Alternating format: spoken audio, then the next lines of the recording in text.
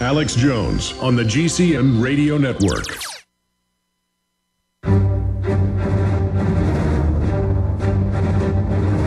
Big Brother, mainstream media, government cover-ups. You want answers? Well, so does he. He's Alex Jones on the GCN Radio Network. And now, live from Austin, Texas, Alex Jones. It's the second hour of the Alex Jones Show on Tuesday, September 7th, 2010. My name's Paul Joseph Watson, editor and writer for PrisonPlanet.com. And I'll be filling in for Alex today and tomorrow because he's in the Gulf working on a project with Governor Jesse Ventura. Now, we're speaking with our special guest today, which is Bob Chapman. And, of course, as most listeners will know, Bob is normally with us every Friday to talk about the economy. So it's a little change of schedule in that we've invited Bob to join us today. Most of you will know who Bob Chapman is, the editor, writer, publisher of the International Forecaster, one of the most accurate and well-respected financial newsletters out there. And, of course, before that, Bob was a stockbroker for nearly 3 decades, having at one time been one of the largest gold and silver brokers on the planet. And now the International Forecaster reaches over 10,000 investors and brokers on a monthly basis. And, of course, we feature Bob's articles on a weekly basis from the internationalforecaster.com at prisonplanet.com. Bob Chapman, welcome to the show today. Well, thank you, and thank you for the very nice introduction. And I am an admirer of your work as well, and I hope we can keep on doing what we're doing until we stop these people. Well, I couldn't agree more, Bob, and thanks for the kind words. I saw a headline today starting off with the unemployment situation out of Bloomberg, and it says, unemployment in US may rise towards 10% on feeble growth. And I wanted to talk about this because last week I was amazed after reading that the US economy had lost 54,000 jobs in August alone, and yet afterwards I visited Bloomberg and CNBC and the rest of the happy clappers reporting the news, and they said that losing 54,000 jobs was a positive thing. Now, I mean, that's kind of like slipping over and breaking both your legs and then describing it as positive because, at least you didn't break your neck. But, Bob, I mean, how can the mainstream media describe losing 54,000 jobs as a positive thing? What's going on here? Well, as you know, it's called psychological warfare. And they will pick the path that is most enlightened for their ideas. What they didn't mention was that the birth-death ratio increased. I don't have the figure in front of me, but I think it was 124,000 jobs, which were made up out of thin air, as usual, up from about 89,000 the previous month, were also made up out of thin air. So you have to add that 124 to the 67, and you come up with over 100,000 jobs, 200,000 jobs that were created out of thin air. And that's the kind of gobbledygook they go through every month in order to confuse and mislead people instead of using U6. And U6 is 16 7/8%. And if you withdraw that birth-death ratio, the real unemployment is 21 3/8%.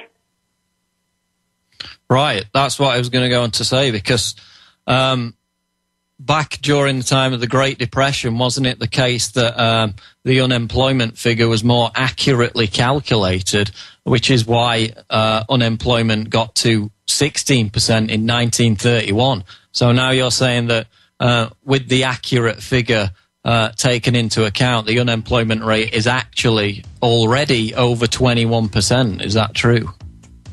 That's true. And in 1933-34, the figure was 25%. And so that puts in a league between 1932 and 1934.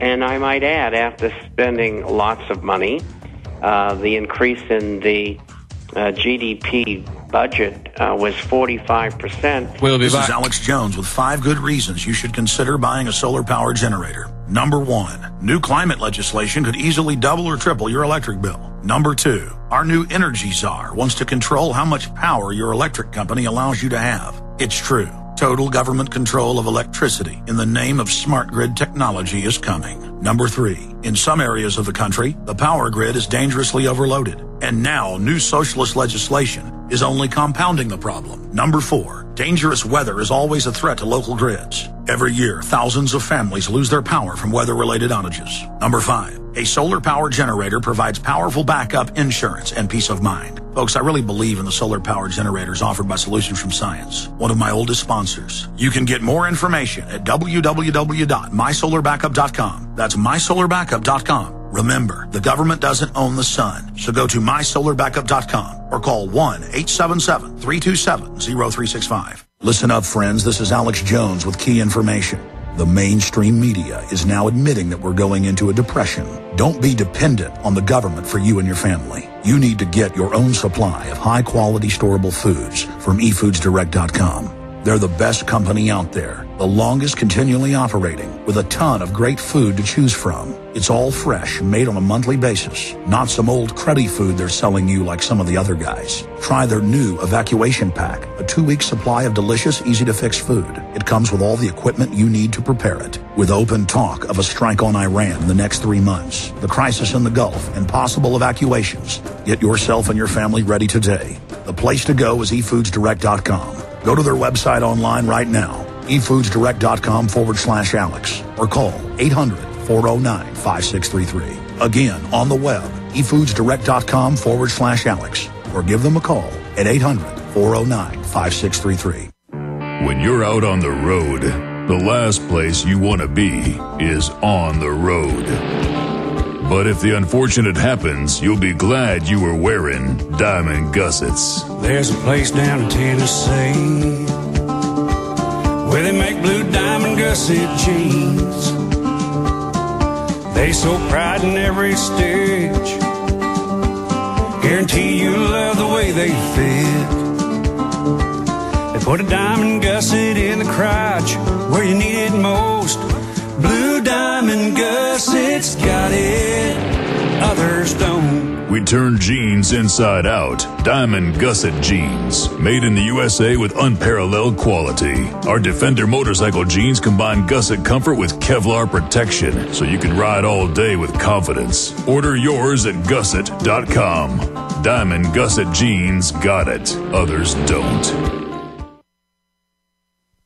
He's the T-Rex of political talk. Alex Jones on the GCN Radio Network.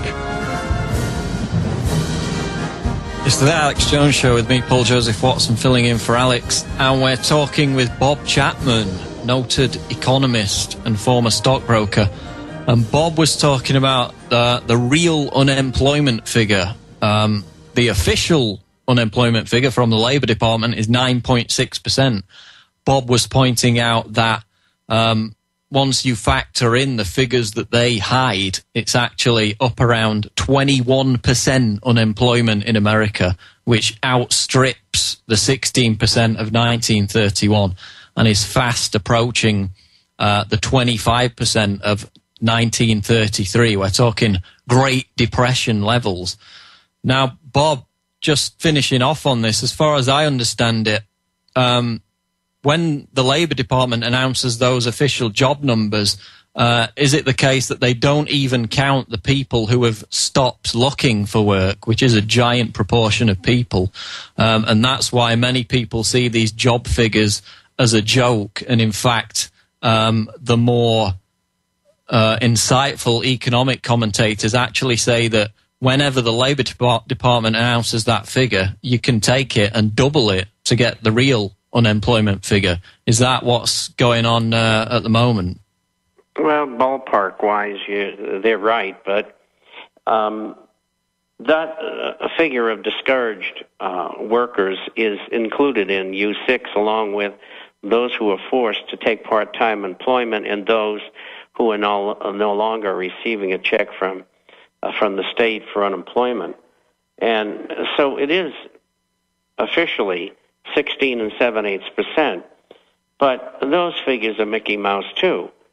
But then you add in the absence of birth-death ratio, and you've got that 21 3/8% figure. But going back, with all the money that was poured in by FDR, unemployment did go down.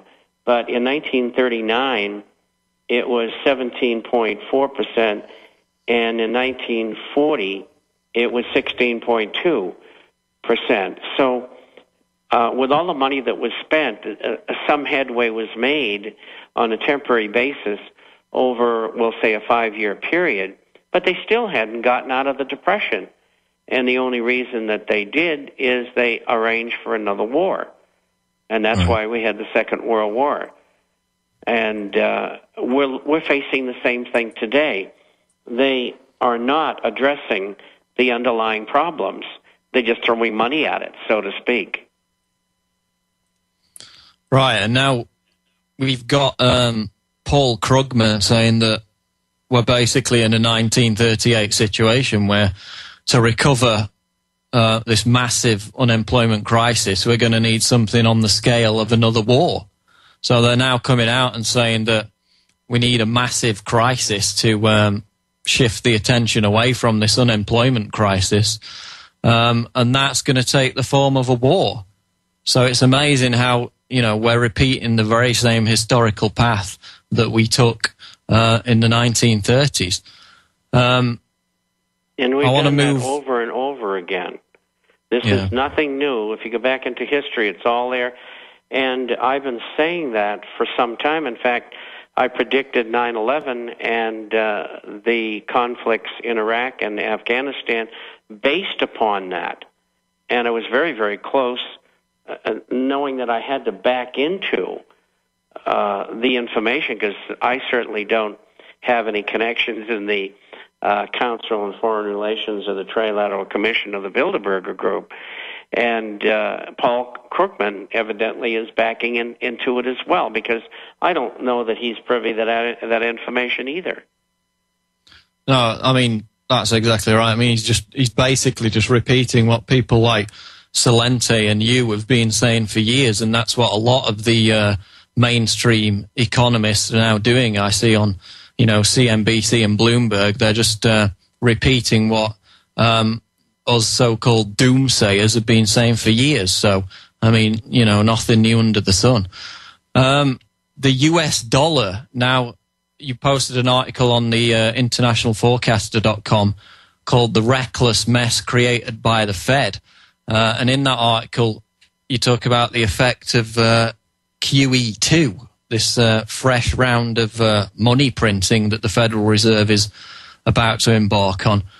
And what's interesting to me is the fact that, not long after the Lehman Brothers collapse in September 2008, we saw a dramatic rise in the value of the US dollar because, people were fleeing out of these so-called risky assets and into the perceived safe haven of the greenback.